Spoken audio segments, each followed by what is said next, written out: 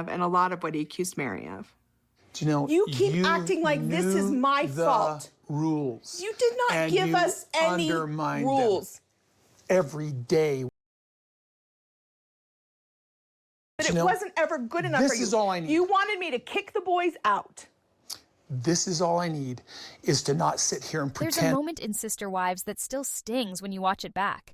The family is sitting together, trying to hold on to that image of one big, happy household. But the smiles don't reach their eyes anymore.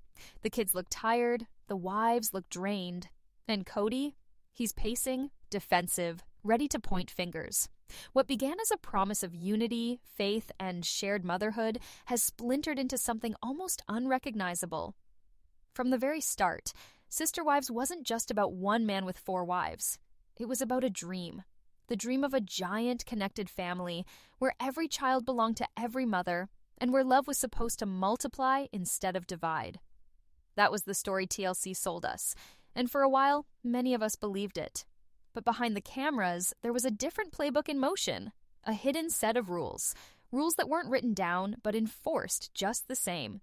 Rules that made some wives invisible, some children feel like outsiders, and one woman, Robyn, appeared to rise above it all. And that's where the cracks really began. Because while Cody loudly claimed that his only goal was unity, his actions told another story. Time and time again, we saw him lean into Robyn's version of family. The one where loyalty to him meant loyalty to her, where obedience was rewarded, and where questioning the system meant you were shut out. This hidden rulebook didn't appear overnight. It crept in slowly, through small choices, little phrases, and selective enforcement of family values. Whether it was about who followed purity standards, who obeyed Cody's endless rules during COVID, or even who deserved financial stability, the pattern was always the same. Robyn's way was the right way. And if the others resisted, well, they paid the price. It's hard to watch now without realizing how far the Browns have fallen from that original promise. Christine G. Tatamait. 1. Janelle independent, but heartbroken. Mary isolated and strung along.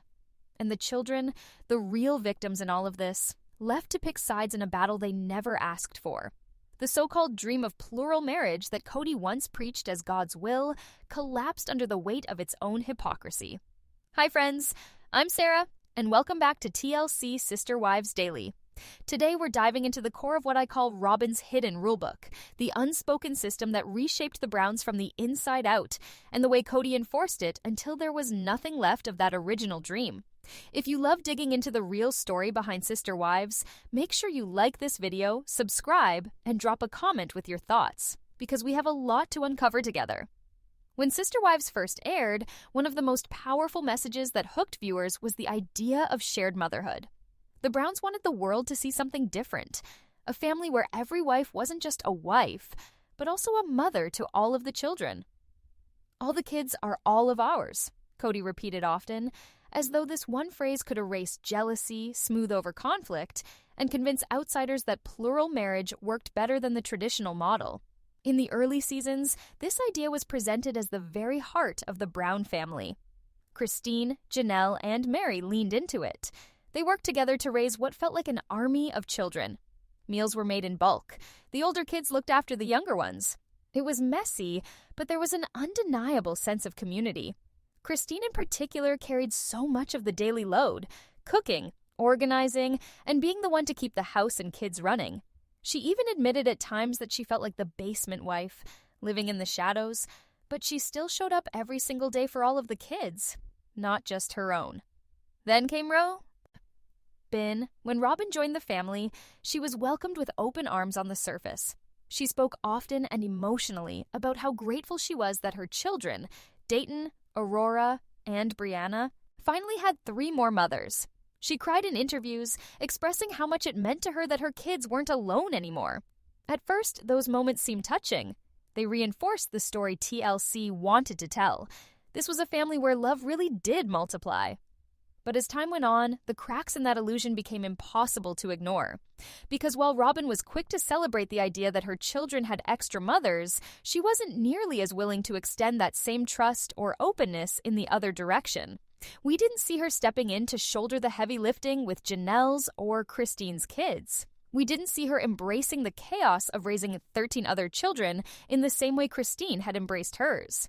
Instead, what we saw was a carefully curated version of motherhood, one where Robyn positioned herself as a protector, a nurturer, but only when it came to her biological children. Christine's exhaustion was painfully obvious during these years. She had spent decades raising kids almost single-handedly, while also being expected to accept new wives and new dynamics. Even Janelle admitted that Christine had been the one who truly raised the family. And yet, once Robyn entered, it wasn't Christine who was praised. It was Robyn. Her speeches about family unity made it seem as if she was the glue, but in reality, the daily sacrifices weren't equal. Robyn's hands-on parenting stayed mostly within her own walls, while Christine stretched herself thin, trying to keep the broader family afloat. Mary's story adds another painful layer to this illusion. After her divorce from Cody, done legally so Cody could adopt Robyn's kids, Mary's role in the family shifted dramatically. She had always been limited in her parenting role since she only had one biological child, Mariah. But the divorce essentially cemented her diminished place. She was no longer Cody, his legal wife, and over time, she wasn't really considered a co-parent either. The children stopped turning to her in the same way, and while Robyn insisted she wasn't trying to replace anyone, her position within the family told a different story. She became Cody's legal wife, the mother whose children suddenly mattered most, and the one whose rules seemed to carry the most weight. So the phrase, "all the kids are all of ours," began to unravel. It worked when everyone was struggling together, when the labor was shared and no one had the power to bend the rules. But once Robyn entered the picture, the boundaries appeared. Her kids were shared in the sense that the other wives were expected to embrace them, but Robyn drew the line when it came to her children being fully parented or disciplined by anyone else. And that double standard poisoned the very foundation of the family. The reality was stark. Christine was left burnt out. Janelle was forced to focus on survival and finances. Mary was emotionally pushed aside, and Cody shifted his allegiance almost entirely toward Robyn. What viewers were left with was the undeniable truth that the illusion of shared motherhood was just that, an illusion. On the surface, it sounded beautiful, like a utopian dream of family unity, but in practice, it became one-sided. The sacrifices were never equal. The emotional labor was never evenly spread. And the result was resentment, heartbreak, and a family that could no longer pretend that every child truly belonged to every mother. By the time fans began calling it out, the damage had already been done. The unity that once defined the Browns had crumbled, replaced by favoritism, invisible boundaries, and a hierarchy that Robyn quietly benefited from while the other women were left to pick up the pieces. If the dream of shared motherhood was the glue the Browns tried to sell in the early years, then faith was the backbone that Cody leaned on to justify everything else. From the very first episode, the show was framed as more than just a quirky reality series about one man with multiple wives. It was supposed to be about faith, sacrifice, and living out a higher calling. Cody positioned himself as the spiritual head of the household, the man who had received divine inspiration to build this plural family. He preached often about purity, loyalty, and obedience. He insisted that the kids, especially the older teens, understand the importance of living right in order to carry on the family's religious values. Viewers watched as purity and modesty talks were delivered, sometimes in painfully awkward scenes, with Cody front and center as the moral authority. He wanted his children to understand that their lifestyle was sacred, even when it looked different from the mainstream. But here's where things get complicated, and where viewers began to see the hypocrisy. Cody's own actions rarely lined up with the rigid standards he held over everyone else. Take the way he courted Robyn. On paper, polygamy was supposed to be about adding wives carefully, with everyone's consent and God's guidance. Yet, Cody's courtship of Robyn was filled with contradictions. While Mary, Janelle, and Christine were expected to sacrifice their needs and put faith above jealousy, Cody was sneaking away for secret visits and stolen moments with Robyn. There was a giddiness to their relationship that felt more like teenage infatuation than the sober, prayerful process he had always preached. Christine, pregnant at the time with Truly, was left crying in the car while Cody kissed Robyn goodbye, a scene that still haunts viewers. Where was the purity? Where was the sacrifice? Christine was expected to stay faithful to the vision of the family, but Cody bent the rules whenever it suited his own desires. Robyn, too, learned quickly how to wield faith as both a shield and a weapon. She spoke about God often, especially when she needed to justify her choices or push others to accept new boundaries. Episodes showed her gently pressing the older kids about living up to standards, modesty, respect, moral choices. But her own children seemed to live by a different set of rules. They were protected, sheltered, and, when necessary, excused. Fans noticed the double standard. Janelle's and Christine's kids were scrutinized for dating choices or independence, while Robyn's kids were portrayed as fragile and untouchable. One of the most glaring contradictions came during Cody's ongoing purity talks. He would lecture the teenagers about saving themselves, about making sacrifices for faith, while simultaneously ignoring his own behavior. By then, it was no secret that his relationship with Robyn had completely shifted the family dynamic. He had effectively abandoned the spirit of equality that was supposed to define plural marriage. Yet he still held the moral high ground, at least in his own eyes. For the older kids, especially Janelle's and Christine's, this double standard cut deep. They were told over and over again that they had to sacrifice their comfort, their wants, their very sense of normalcy in order to uphold their family's faith. But what did they see in return? They saw their dad prioritize one wife above all others. They saw him bend rules when it benefited him, while holding them to impossible standards. And they saw Robyn, their supposed second mom, enforcing those same rules selectively, often to their detriment. This is where the emotional fallout became so clear. The kids weren't just rebelling against strict religious expectations, they were rebelling against hypocrisy. When Madison rolled her eyes at her father's lectures, when Garrison and Gabe pulled away from Cody's increasingly rigid control, it wasn't simply about wanting freedom. It was about realizing that the faith their father demanded of them wasn't the faith he actually lived by. The cracks in the family's foundation widened with every contradiction. Cody preached about loyalty while breaking trust. He preached about purity while chasing the excitement of a new wife. He preached about sacrifice while handing Robyn privileges no one else ever received. And Robyn herself leaned on religious language when it kept her position secure, but quietly set it aside when it came to holding her own children accountable. For fans, it was painful but obvious. Faith in the Brown family wasn't truly about God or higher purpose. It had become a tool for Cody to maintain control, a tool for Robyn to cement her place. And in the end, a tool that left Janelle's and Christine's children questioning not just their parents' choices, but the very beliefs they had been raised to honor. What started as a family devoted to spiritual principles had turned into a household where faith was no longer about connection to God, but about power, favoritism, and control. And once the kids saw that for themselves, there was no going back. If there was ever a storyline that exposed just how much control and favoritism had taken over the Brown family, it was the COVID years. For fans, this chapter wasn't just about a global pandemic. It was about watching the family's cracks split wide open. Suddenly, family rules weren't about shared values or keeping everyone safe. They became tools of power. And once again, Robyn emerged as the wife who seemed to get it right, while the others and their children were painted as reckless, rebellious, and even dangerous. It started with Cody laying out his infamous COVID protocols. These weren't just simple safety measures. They were extreme, restrictive, and constantly shifting depending on the situation. He spoke about wiping down mail, disinfecting groceries, sanitizing packages, and keeping tight bubbles. On paper, it sounded like he was being overly cautious. But the real issue wasn't caution. The issue was inconsistency. Cody wasn't enforcing these rules equally across all household D. See? What fans quickly noticed was that while Christine's and Janelle's kids were criticized for having friends, for working, or for simply wanting to live some semblance of normal teenage life, Robyn's family was given a very different narrative. Robyn was shown as the dutiful wife, the one who respected Cody's rules and followed them to the letter. She was positioned as the moral example, the wife who cared the most about safety and unity. But here's the irony. Cody himself broke his own rules constantly. He traveled between households when it suited him. He prioritized Robyn's house and spent most of his time there while shaming Christine's and Janelle's kids for refusing to live in isolation.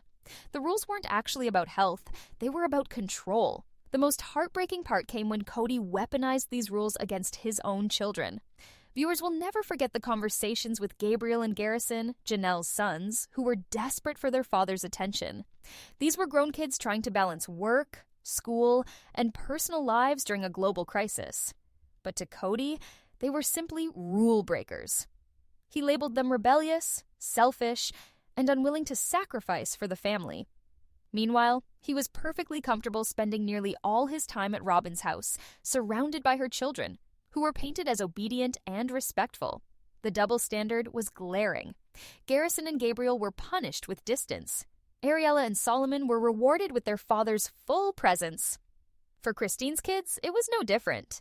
Isabel, who needed surgery for her scoliosis, was left to feel like her medical needs came second to Cody's COVID restrictions.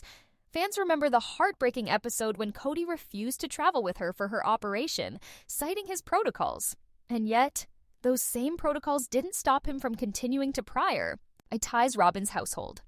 That decision cemented for many viewers the reality that the rules weren't about health. They were about favoritism. And let's not forget Mary, though technically she followed Cody's rules just as strictly as Robyn did, her obedience didn't earn her the same rewards. Mary was still sidelined, still isolated, still left out. The contrast showed that even when another wife played by the book, Cody's version of safety only benefited Robyn. Robyn herself leaned into this role carefully. She constantly emphasized her willingness to follow the rules, framing her obedience as proof of her love for the family. On camera, she spoke about protecting everyone, about keeping the family together. But the way it played out, her narrative became a weapon against the others.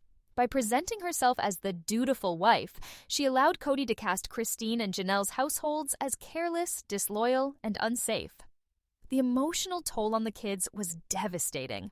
Imagine being told that your relationship with your father depended on whether you obeyed an ever-changing list of rules that he himself didn't always follow. Imagine watching your dad choose another household over yours and justify it by saying he was just trying to keep everyone safe. Safety became the excuse for favoritism, and favoritism became the mask for control. The result was predictable: resentment, distance, and finally, open rebellion. Gabriel broke down in tears when he admitted he barely saw his father anymore. Garrison grew angrier and more detached, refusing to play along with the narrative. Christine's kids stopped looking to Cody as a figure of authority altogether. And through it all, Robyn's family quietly became the standard. The only household where Cody felt comfortable, where his rules were supposedly respected, and where his presence was guaranteed. To viewers, the message was crystal clear. The COVID rules weren't about health. They weren't even about unity. They were about Cody keeping control, rewarding the one wife who upheld his authority, and punishing the kids and wives who dared to push back. And that favoritism, cloaked in the language of safety, tore the family apart more than the virus ever could. When we talk about the unraveling of the Brown family, the money story is just as shocking as the emotional one. From Las Vegas to Flagstaff, the Browns' financial decisions weren't just messy. They revealed exactly who held the power, who was expected to sacrifice, and who always seemed to come out ahead. And once again, it was Cody and Robyn at the center, while the rest of the family carried the burden. Fans remember the move from Las Vegas to Flagstaff like it was yesterday. On the surface, Cody pitched it as a spiritual calling, something God wanted for the family. He claimed it would bring them closer, create stability, and give them a future together. But underneath that shiny God's will explanation was pure impulsivity. The Browns were doing well in Vegas. Their homes were beautiful, they had established lives, and the kids were finally comfortable. Yet Cody suddenly uprooted everyone for an idea that wasn't backed by planning, stability, or even financial sense. The result? Chaos. Houses in Vegas didn't sell quickly, leaving the wives stuck with mortgages on homes they couldn't unload. At the same time, they were pressured to take on new expenses in Flagstaff. Viewers could see the stress etched into Janelle's face, the wife who had always been the most financially practical. Christine worried about uprooting her kids yet again. Mary had no clue where she fit in, and Robyn, as usual, was the one who somehow landed the smoothest deal. And that's the pattern we saw over and over again. While the other wives scrambled to figure out how to make the move work, Robyn ended up in the biggest house, with the most space. And, surprise, surprise, win. With Cody spending most of his time there. Fans were quick to notice the double standard. Janelle lived in a rental she didn't even love. Christine struggled to keep her household afloat, while also dealing with the emotional fallout of losing her marriage. Mary found herself increasingly isolated, yet Robyn's home stood out as the grandest, and, conveniently, it became the place where Cody planted himself. The financial stress didn't end there. Enter Coyote Pass, the supposed dream, the shared piece of land where the family would finally build together. Cody painted it as the future, the promise of unity, the thing that would bring the Browns back into harmony. But what did viewers actually see? Years of tension, empty promises, and zero progress. Every season, the land was dangled like a carrot. Meetings about dividing plots turned into arguments about fairness. Who would get which section? How would it be paid for? What about the kids? Christine's frustration boiled over as she realized this dreamland was nothing more than a fantasy. Janelle, ever the optimist, kept trying to hold on to hope, even going as far as living in an RV on the property, sacrificing comfort in order to show commitment. But where was Cody during all of this? With Robyn in her big house, far from the dirt and weeds of Coyote Pass. The hypocrisy was impossible to ignore. Cody expected his wives and kids to believe in the dream of Coyote Pass, to hang their futures on it, and to justify financial strain in the name of unity. Yet, he never lifted a finger to make it happen. No blueprints, no construction, no real progress. The land was just another symbol, a talking point to keep hope alive while the reality crumbled. And Robyn, she didn't have to sacrifice at all. She stayed comfortable in her Flagstaff home, shielded from the uncertainty, shielded from the financial stress, while the others wrestled with uprooted lives and broken promises. Even Mary, who technically was in on the dream, was never treated as though her future there mattered. Fans saw it. The land wasn't about building unity. It was about maintaining the illusion of control. For Christine's kids, the disappointment was unbearable. They were sold a vision of a family compound, a place where everyone would stay close, where cousins could grow up together. But as the years dragged on, it became obvious that Coyote Pass was never about them. It was about Cody dangling a future that justified his reckless decisions in the present. And when Christine finally walked away, part of her heartbreak was realizing she'd been holding on to a dream that never existed. Looking back, the financial moves of the Browns weren't about equality at all. They reflected a hidden hierarchy. Cody called it God's plan, but it was really his plan. One that always placed Robyn at the center, with comfort, security, and his presence guaranteed. The other wives, they were left to pick up the pieces, to stretch themselves thin, to shoulder the instability. Fans didn't need a calculator to see the truth.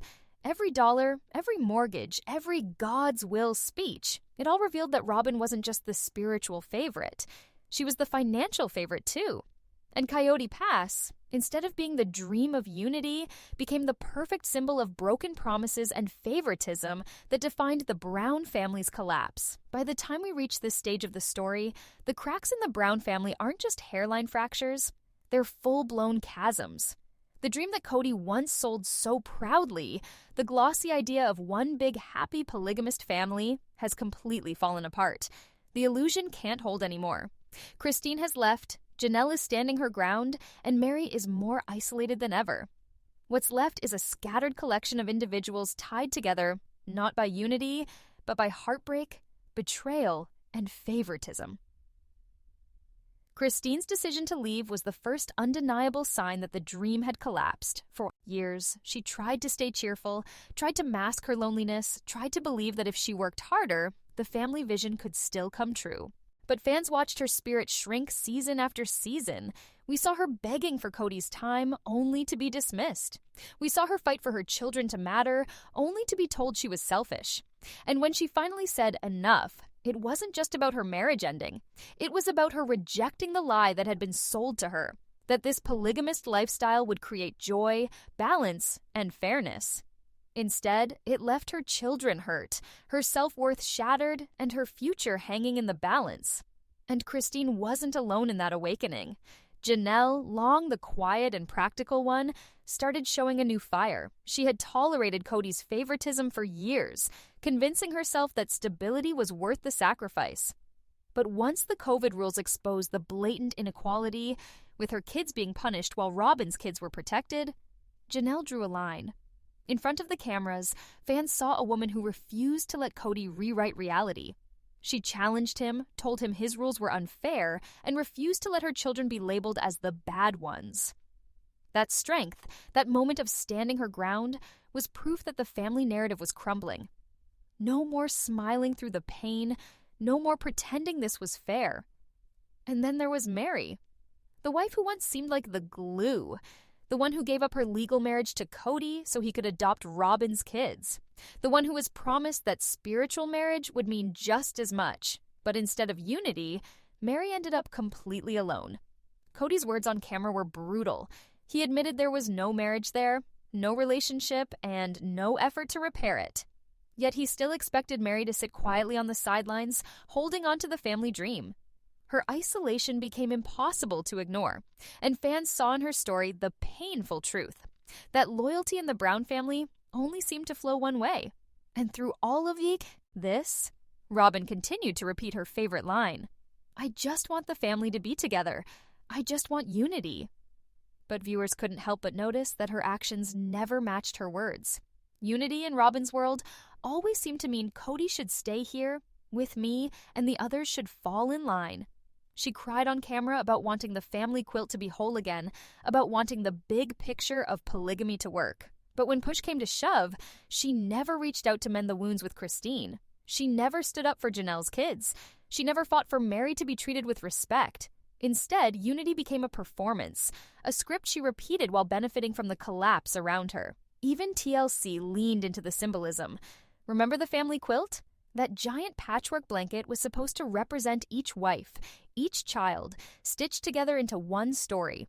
It was used in interviews, in promotional images, as a reminder of what polygamy was supposed to be. But by this point in the show, the quilt looked more like a hollow prop than a symbol of truth. Fans could see it. The stitches weren't holding. Each patch told a story of division, favoritism, and betrayal. What once felt like a celebration of togetherness now read like a cruel joke. And here's the thing. The audience saw through it all. The narrative that Cody and Robyn tried to push, that this was still a functioning family, that the dream could be saved, didn't hold water anymore.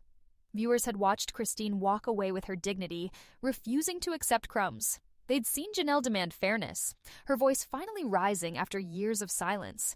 They'd witnessed Mary's heartbreaking loyalty being met with cold rejection. And in every one of those moments, the one big family myth unraveled on camera. The fans weren't fooled. They could see that what held the Browns together wasn't Ove, or unity, or faith. It was control, obligation, and the constant masking of deep inequality. Once Christine broke free, the rest of the house of cards started to tumble. Viewers celebrated her courage, grieved for Janelle's kids, and raged at the way Mary was discarded.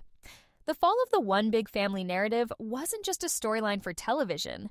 It was the revelation that everything the Browns had been selling for over a decade was never real. Polygamy didn't create equality. It didn't foster unity. It didn't give everyone the same chance at love and security. Instead, it created a hierarchy where one wife, Robyn, stood at the top, while the others bore the pain of silence, sacrifice, and exclusion. And once the audience saw through the illusion, there was no going back. By the time we reach the final stretch of this story, the illusion isn't just cracked or broken, it's shattered into pieces. And yet, instead of accountability, instead of honesty, what viewers were handed was a performance. A long, drawn-out display of tears, health scares, and carefully staged vulnerability. And at the center of it all, Robyn. Season after season, Robyn positioned herself as the emotional anchor of the family. But as Christine left, Janelle pushed back, and Mary slipped further into isolation. Her role shifted. Suddenly, every episode seemed to feature Robyn breaking down in tears, clutching tissues, and telling the cameras how much she just wanted the family to work. But the reality of her position was clear. While Christine struggled to rebuild her life alone, while Janelle's kids were alienated, and while Mary sat on the outside looking in, Robyn remained comfortably married to Cody. She had the security, the house, the legal marriage, and most importantly, his loyalty. Her tears weren't about loss, they were about optics, about making sure the audience saw her as the victim instead of the beneficiary. One of the recurring themes in these later seasons was Robyn's exaggerated vulnerability. Viewers noticed how tense she referenced her health, her stress, her exhaustion. At times, it almost seemed like her fragility became the family's main storyline. When the other wives raised real concerns, loneliness, inequality, rejection, those were brushed aside. But when Robyn felt overwhelmed, the cameras lingered. Cody rushed to comfort her. TLC amplified her narrative of being the one who carried the burden of wanting unity. Fans couldn't ignore the imbalance. Robyn's suffering was showcased, while the suffering of the other wives was sidelined. And then there was Cody. As the walls closed in, his anger only grew louder. He couldn't accept responsibility for the favoritism that drove Christine away. He refused to acknowledge the hurt caused by his absence in Janelle's household or the years of neglect Mary endured. Instead, he turned to blame. Over and over again, we heard him rage about disloyalty, about wives not respecting him, about how he'd been betrayed. Yet, somehow, those tirades always ended with Robyn at the center. His comfort, his chosen partner, the one he claimed had never wronged him. Cody's victimhood and Robyn's tears became the final act of the family's unraveling. A carefully staged duet that placed them as the tragic pair while casting the other wives as the villains. For the audience, it was impossible to ignore how performative it all felt. Christine's heartbreak was raw, visible in her body language and her willingness to admit the truth. That she was unloved, unwanted, and done with pretending. Janelle's defiance rang true, her voice steady as she demanded fairness and fought for her children. Even Mary's quiet pain felt real. Years of rejection etched into her expression as she clung to a marriage that no longer existed. But Robyn's endless crying jags, Cody's dramatic declarations of betrayal, they started to feel like strategy, not sincerity, thin. Think about it. When Christine left, instead of apologizing or reflecting, Cody told the cameras he'd been played. When Janelle questioned his rules, he accused her of siding against him. When Mary remained loyal despite his coldness, he rewrote history to make it seem like she was never really part of the marriage at all. At every turn, accountability was avoided. Instead, the spotlight was shifted toward Robyn's supposed suffering. And yet viewers weren't buying it. The harder Robyn cried, the more audiences questioned what she was really crying about. Was she grieving the family, or grieving the loss of her image as the perfect peacemaker? Was Cody furious about betrayal, or furious that the wives he had once controlled were finally walking away? The performance fell flat because fans had already seen the truth. They had seen years of favoritism, neglect, and manipulation. No amount of tissues or tantrums could cover it up anymore. By the final collapse, the one big family had been reduced to one man, one wife, and a mountain of broken promises. Christine rebuilt her life with courage and joy. Janelle found strength in her independence. Even Mary, in her isolation, began to confront the reality that she didn't need to keep waiting for scraps of affection. Meanwhile, Cody and Robyn sat surrounded by the ruins, insisting they were the ones most wronged. That's the tragic irony of it all. The last strategy of the Brown family wasn't reconciliation, wasn't healing, wasn't even honesty. It was performance. A carefully staged attempt to win sympathy through tears and tantrums, while the audience, the very people who had been sold the dream from the beginning, had already seen through the act. The collapse of the Browns wasn't just a family breaking apart. It was the exposure of a performance that had gone on for far too long. And once the cameras caught the truth, that Robyn's suffering was privileged, that Cody's anger was self-serving, and that the other wives' pain had been ignored, the story of sister wives shifted forever. The performance ended, the illusion shattered, and what remained was the undeniable reality. The dream was never real. And so when we step back and look at the entire story, a pattern becomes impossible to ignore. The Browns may have sold us a vision of equality, choice, and family, but what we really witnessed was a hidden rulebook. It started with selective motherhood. Christine, Janelle, and Mary carried the weight of raising their children with limited support, while Robyn's motherhood was placed on a pedestal. Every sacrifice she made was framed as noble, every tear treated as profound, while the other women's struggles were either ignored or dismissed. Then came the shifting religious rules. Polygamy was preached as a sacred principle, a commandment that justified years of sacrifice and heartache. But when it no longer fit the narrative, when Cody wanted to legally bind himself to Robyn, those rules bent without hesitation. Faith was supposed to unite them, yet it became another tool of favoritism. Financial favoritism followed the same pattern. From unequal investments in housing to the allocation of family funds, decisions always seemed to tilt in Robyn's favor. The wives who gave decades of their lives often found themselves left with little security, while Robyn enjoyed stability and privilege. Money was supposed to be shared, but it ended up reinforcing the hierarchy. And finally, the ultimate strategy, performative victimhood. Whenever the cracks grew too wide to ignore, the answer wasn't truth or accountability. It was tears. It was health scares. It was long camera confessions that centered Robyn's pain and Cody's anger, while the real suffering of the other wives was swept aside. Unity was the image. Hierarchy was the reality. So, after all these years, we have to ask, do you believe Robyn truly wanted family unity? Or was it always about control? About positioning herself as the loyal one, the chosen one, the last wife standing while the others fell away? It's a devastating ending when you think about what Sister Wives promised us at the start. This was supposed to be a show about love multiplied, about choice and faith, about a new way of living family life. Instead, it became a story of isolation, manipulation, and collapse. What could have been a portrait of strength turned into a cautionary tale of favoritism and control. And that's the legacy we're left with. A family that claimed equality but lived by hierarchy. A family that said it was about love but showed us something else entirely. So what do you think? Was this ever really about unity, or was the ending written from the very beginning? Drop your thoughts below because I want to hear how you saw it unfold. If you found this deep dive eye-opening, make sure to hit that like button, subscribe to TLC Sister Wives Recap, and join me here as we continue uncovering the truth behind the Browns' unraveling. Because trust me, there's still so much more to come.